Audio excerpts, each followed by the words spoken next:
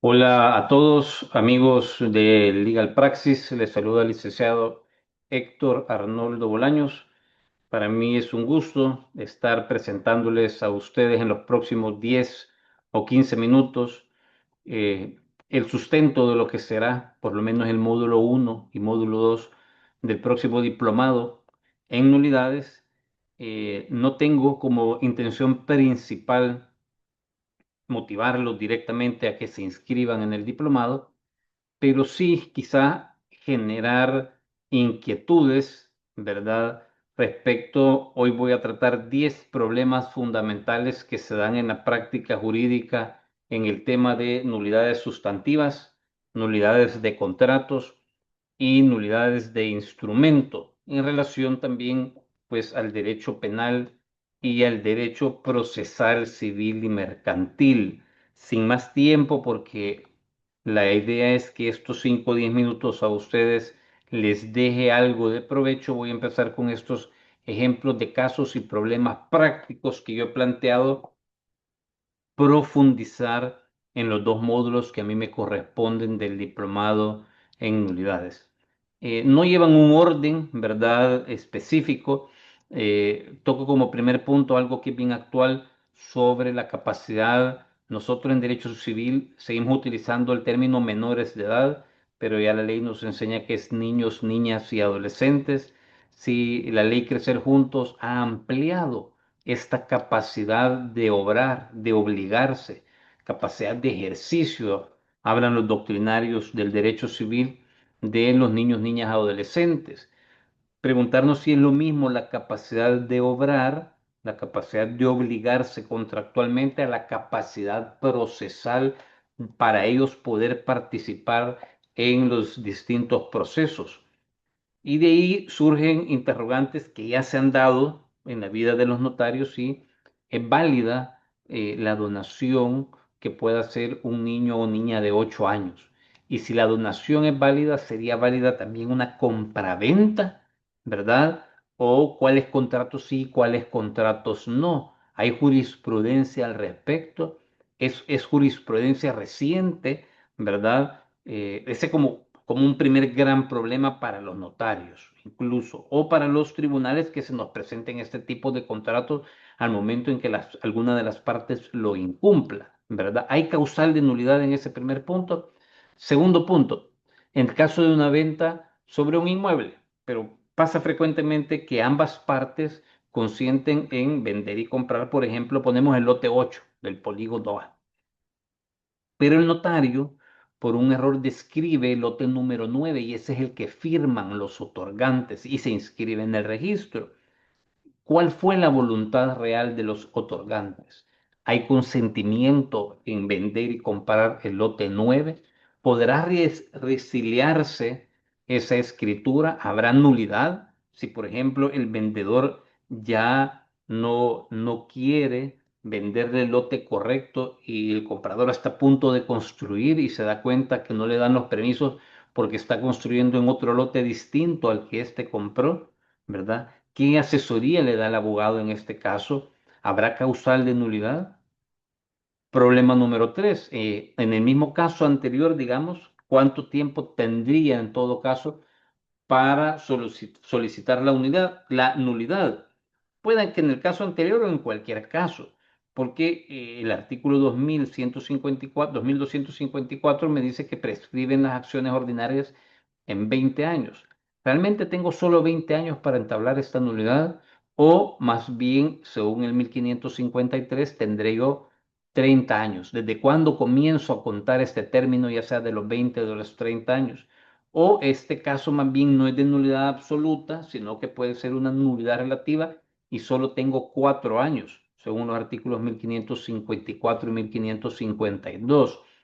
¿Desde dónde comienzo a contar esos 4 años? Ven que la problemática se va profundizando cada vez más, y son casos que debemos ir analizando, que debemos tocar, de que debemos de saber qué nos dice la doctrina más actualizada, qué nos va diciendo la jurisprudencia, cuál es la interpretación que dan las cámaras.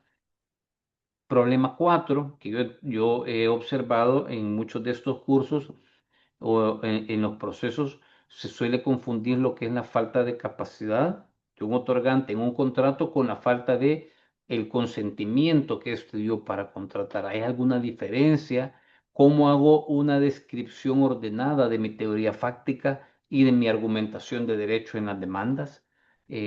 Punto 5. También se suele confundir lo que es la nulidad en materia civil con lo que pudiera llegar a ser el ilícito penal de falsedad en materia penal, falsedad ideológica y falsedad material, ¿verdad? ¿En qué casos voy a seguir la vía penal? ¿En qué casos voy a seguir la vía civil? ¿Debo seguir ambas vías? ¿Es vinculante la sentencia de un tribunal de sentencia, valga la redundancia? ¿Tiene efectos registrales? Entonces son temas que siempre suelen preguntarme en este tipo de cursos y vale la pena saber qué dice la jurisprudencia, qué dice la norma, qué dice la ley y cómo se trata desde el aspecto registral. Punto 6. Nulidad versus simulación de contrato. Puedo pedir la nulidad si su cliente, usted abogado, consintió en el otorgamiento de un contrato, es decir, él fue a pedir un préstamo, pero realmente le dijeron que se lo daban siempre y cuando lo que firmara fuera una compraventa de su propiedad y de alguna manera por la necesidad de algún, dio su consentimiento que era compraventa, pero él solo por la necesidad, pero en el fondo él lo estaba dando en garantía hipotecaria. Hay delito aquí, que no es mi materia, pero intentaremos traer como invitado especial a un experto, porque hay casos penales planteados al respecto. Y si solo se plantea por la vía civil, ¿deberá admitirse este tipo de pretensiones? ¿Cuál es la prueba pertinente? No puede confundirse la nulidad con la simulación de contratos. Se está dando esto en la práctica actualmente de que se simulan los mutuos hipotecarios con compraventas y luego con promesas de venta o arrendamientos con promesas de venta. Pregunta 7 o caso 7. ¿En qué caso, en caso nunca brinde mi consentimiento para la venta de mi propiedad, el vendedor compareció con un poder falso que no consta en ningún protocolo? Yo jamás le otorgué poder a esta persona para que ésta vendiera en mi nombre. ¿Qué debo de hacer? ¿Qué debe de hacer usted como abogado cuando tiene este caso? ¿Debe de pedir la nulidad o la inexistencia de ese contrato, solo de la compraventa, o debo de atacar también el poder? Pero si el poder no existe, no está en ningún protocolo, a diferencia de otros casos donde se falsificó mi firma, como que si yo otorgué un poder especial para para vender, ¿se necesitará poder especial para comprar? ¿Qué dice la jurisprudencia? ¿Cuál es la importancia de solicitar una u otra, ya sea la nulidad o la inexistencia? ¿Hay falta de consentimiento o realmente lo que hay es un vicio en el consentimiento? ¿Y qué implicación práctica tiene esto? ¿Tengo 30 años para solicitar la nulidad? ¿Tengo 4 años? ¿Tengo legitimación o no la tengo? Problema 8. ¿Qué relación tiene la nulidad de contratos con la tradición y la inoponibilidad de contratos? Por ejemplo, se me viene a la mente el caso típico de dos compraventas donde el primero no logra inscribir su escritura, su título traslaticio de dominio en el registro, pero el segundo sí. ¿Quién es el dueño? ¿Verdad? ¿Podrá el primer comprador solicitar la nulidad de la segunda venta que está inscrita en el registro para que ésta se cancele y él poder presentar su primer compraventa? ¿Qué nos dice la tradición, la institución de la tradición y la inoponibilidad al respecto? Este octavo caso es de mucha problemática porque hay una gran diversidad de criterios en primera y segunda instancia. No así en sala de lo civil y sala de lo constitucional. Punto 9. En casos de vicios ocultos en una compraventa, imaginemos de un vehículo de alta gama o de un inmueble, ¿verdad? El vendedor sí sabía que tenía vicios, que la casa o que el inmueble realmente estaba en muy malas condiciones, que el vehículo estaba en muy malas condiciones y lo vende. ¿Qué acción puede ejercer el comprador? ¿Hay un error? ¿Hay una especie de dolo? ¿Hay un engaño? y esto produce realmente una nulidad relativa. O por el contrario, el comprador únicamente puede solicitar el saneamiento por vicios redimitorios. Pero ¿cuánto tiempo tiene para solicitar el saneamiento? ¿Cuánto tiempo tiene para solicitar la nulidad? ¿Tiene ambas acciones o solamente una? Y problema 10, esto entre 50 problemas que vamos a tratar, esto solo es una pequeña introducción. En el ámbito procesal, diremos las nulidades al ámbito procesal. ¿Cuándo es que tengo legitimación para demandar por nulidad, por inexistencia, por nulidad absoluta, nulidad relativa? ¿Cuál es la prueba pertinente para cada causal de nulidad? ¿Cómo, a dónde aprendo a redactar de manera mínima, con los requisitos mínimos, la fundamentación fáctica, teoría fáctica de cómo debe ir una demanda de nulidades, la argumentación de derecho, cómo vamos, entonces vamos a intentar dar pequeños esquemas de los requisitos mínimos que debe contener una demanda, ¿verdad? Insumos para las redacciones de demanda de nulidad. Estos son 10 aspectos, ¿verdad? El último procesal, pero realmente el aspecto procesal lo voy a desarrollar muchísimo en el módulo 2.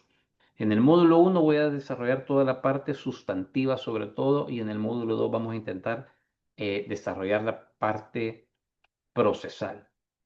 Y entonces surge para usted, surge la interrogante, mire, ¿y por qué, a quién va dirigido esto? ¿Por qué debo yo inscribirme o cursar este diplomado tan ambiguo en su nombre, diplomado integral en nulidades? Vamos a ver. Nosotros lo hemos pensado que no va dirigido, perdón que lo diga así, pero no es para cualquier abogado, ¿verdad? Creemos que es específico para abogados litigantes que se enfrenten con casos complejos normalmente, ¿verdad? Que ya dominan la teoría y la práctica, pero que quieren como ir más allá.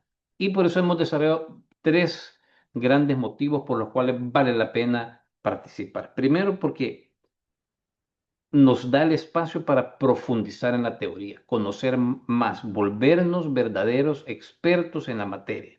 Segundo, porque también adquirimos herramientas prácticas, analizamos jurisprudencia, debatimos criterios judiciales, se desarrollan distintas habilidades con las competencias de los colegas que se inscriben y participan.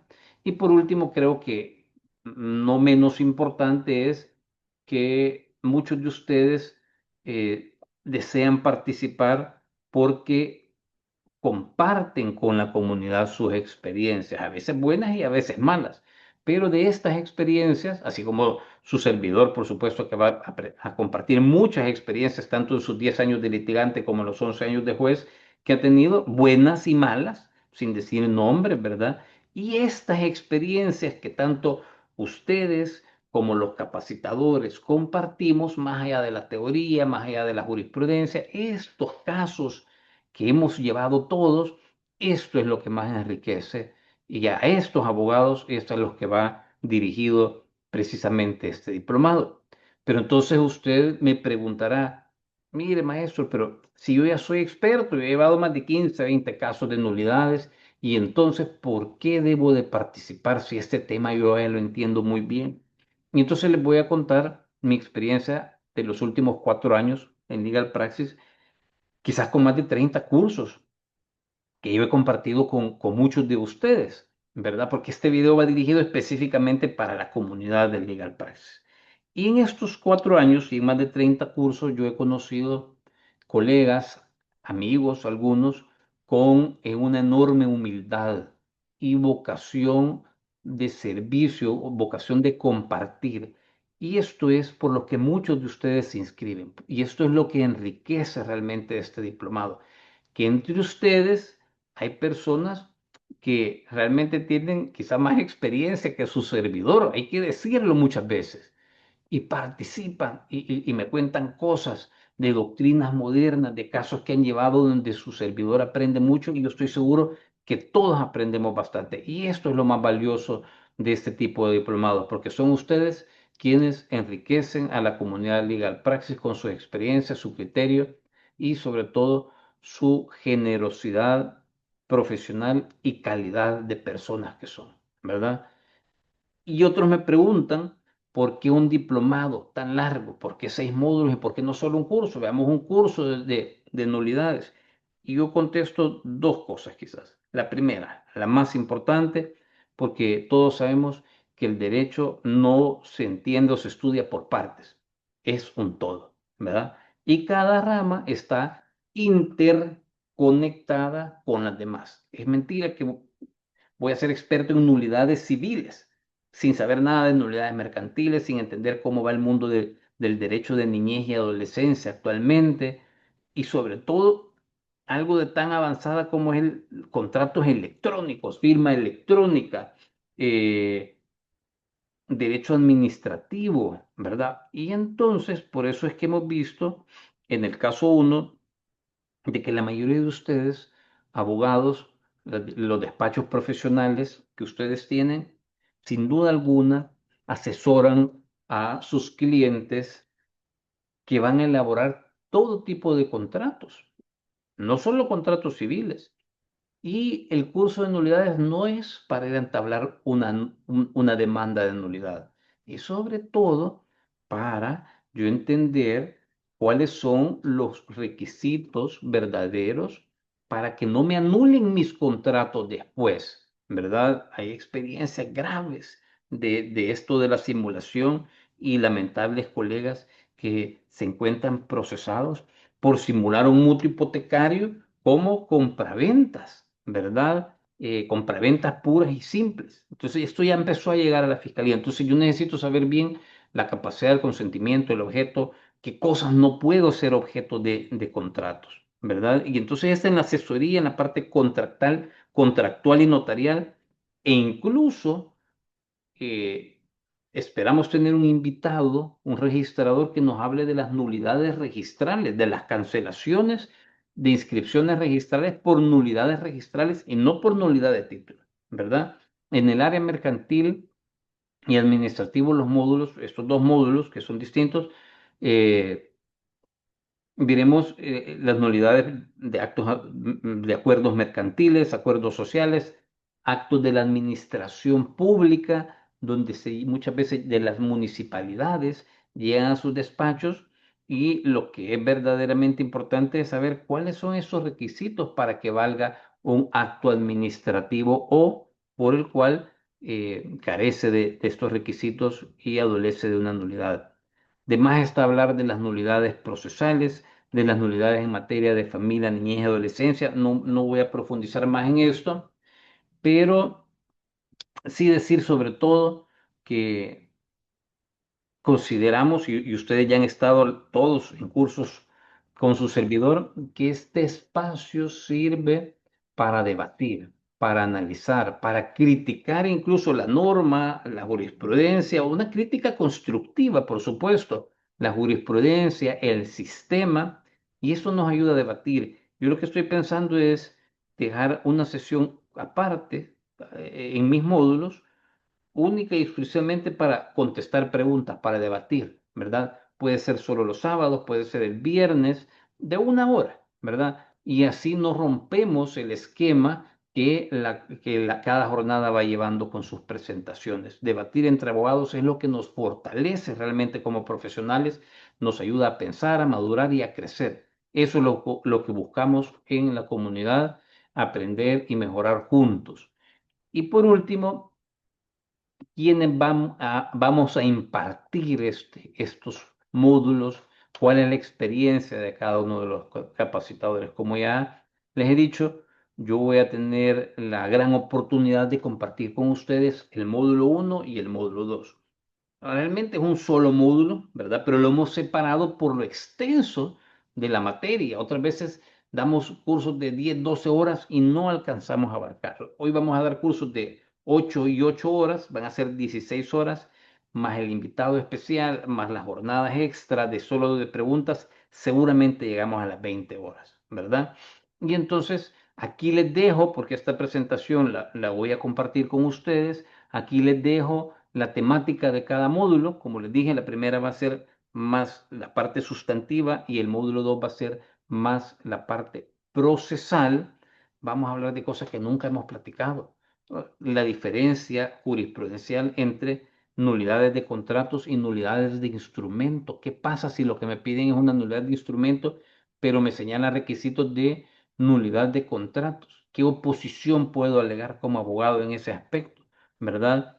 Luego habrá el módulo en materia de familia, niñez y adolescencia, y aquí rápidamente les leo, por ejemplo, la nulidad del matrimonio, de las capitulaciones matrimoniales, nulidad de los reconocimientos de paternidad, de los dictámenes del equipo multidisciplinario. Aquí se va a hacer una amalgama de nulidades sustantivas de actos de familia con nulidades procesales, nulidades de las audiencias, de los procesos de niñez y adolescencia. ¿Qué pasa si en cualquier tipo de juicios el juzgador no le da la oportunidad de escuchar al niño, niña o adolescente? Para pasar luego al módulo 4 sobre las nulidades procesales, donde muchos, mire, yo he dado cursos a gente súper experta y que me ha dicho, no, pero es que esa nulidad, yo estoy dando nulidades de contratos, nulidades sustantivas, esa nulidad no está tipificada o especificada en ninguna ley. ¿Y eso por qué lo dice? Pero le digo, un grandísimo experto. Eh, Porque me dice, uno de los presupuestos para poder declarar la nulidad es que esté tipificada, que esté en la norma explícitamente. Ah, no, le digo, fíjese que eso es para el caso de las nulidades procesales. Nosotros estamos viendo nulidades de contratos y ese requisito de las nulidades de procesales, pero me lo han dicho varios, ¿verdad? Que creen que la especificidad o tipicidad es requisito causal para declarar nulidad de contratos. Entonces hay mucha confusión, por eso va a comenzar el maestro Cristian Gutiérrez, ya ha estado en cursos con nosotros, al igual que el maestro Francisco Zacarías Álvarez, un abogado litigante de una enorme trayectoria profesional, pero además, y me atrevo a decir, ambos con una gran calidad de personas, pero con Cristian Gutiérrez, con el maestro Gutiérrez, cuando en la escuela de capacitación judicial a mí me pidieron dar el módulo de nulidades procesales para jueces, me topo con que él lo había elaborado y voy viendo unos casos. Entonces es de lo mejor que yo he visto en nulidades procesales. Pude traerles a otro capacitador quizás, pero créanme que está bien elaborado el módulo de nulidades procesales. Y aunque no deba decirlo yo, hago un paréntesis, el módulo de nulidades de contratos o nulidades sustantivas de la Escuela de Capacitación Judicial del CNJ lo elaboró su servidor. Tengo 20 años de trabajar, quizás como mi tema favorito de investigación es el de nulidades. Y cuando estén en el curso van a saber por qué de todos los temas de derecho civil o de derecho privado es de los que más me apasiona y el que considero yo más importante. Pero eso lo contaré ya en el curso con casos y experiencias muy concretas que me han pasado. Luego el módulo 5, nulidades mercantiles, ya ha estado con nosotros también el doctor Julio Cegueda, decir que todos, además de su alta experiencia en cada una de sus ramas, tienen una gran facilidad, ¿verdad? Para compartir los conceptos, compartir experiencias, y Julio es un grandísimo experto en esto, ¿verdad? Y además ha tratado mucho no solo el tema de sociedades, acuerdos societarios, nulidades, eh, sociedades nulas y irregulares, va a abordar el tema de nulidades de títulos valores, pero también pensemos en la contratación electrónica, como he dicho, nulidades eh, que vienen por la ley de la usura o de protección al consumidor, en la contratación electrónica, en la firma electrónica. Se me olvidaba también anteriormente con las nulidades procesales, hemos puesto un apartado ahí de nulidades por falta de motivación de sentencia y utilización de la inteligencia artificial, que ya hubo unas sentencias en Colombia. Entonces los precedentes jurisprudenciales del derecho comparado perfectamente pueden ser aplicados en el derecho salvadoreño. Y por último, módulo 6, la maestra Wendy Mulato, con alta experiencia en materia contencioso administrativa, va a estar abordando las nulidades administrativas y vamos a empezar desde los conceptos, naturaleza y fundamentos de una nulidad administrativa, clasificación de las nulidades en derecho administrativo, requisitos de validez, procedimiento administrativo, impugnación judicial, y ahí se los dejo, ¿verdad? Pero estos módulos es que cada uno está 100% asegurada su calidad. Por ello es que consideramos que para el abogado integral, al que le preguntan de todo y que queremos saber de todo. Yo soy alguien que quiero aprender de derecho contencioso administrativo, aunque me desempeñe como juez civil y mercantil. Creo que es importantísimo ver el tema desde todas las ópticas posibles, ¿verdad? Claro, no nos hemos metido al derecho penal, pero por eso les dejo la invitación y como tal vez último apartado, aunque no me quiero meter en nada de la inversión y de los precios, sí decirles quizás que eh, muchas veces en un buen proceso de nulidad y según la experiencia que tenga el abogado litigante, yo creería que cuando yo era litigante, los honorarios siempre eran arriba de 3.000, $5.000, y si son casos de propiedades, de empresas grandes, pues será mucho más. Yo no sé, y ustedes están en la libertad de cobrarlo, pero imagínense un caso, 1.000, 2.000, 5.000, $3.000, y el curso por los 6 módulos, va a aprender usted en 6 ramas diferentes, tiene un valor de $200, ¿va? Y si se inscribe hasta tal fecha, de 150, y para usted de comunidad legal praxis, 175. ¿Cómo valora esto versus en un solo proceso usted puede cobrar 10, 20, 30 veces más? Pero no ese es el punto es su capacitación constante, permanente, ser cada vez un mejor abogado, y esto es lo que nosotros desde Legal Praxis con mucho cariño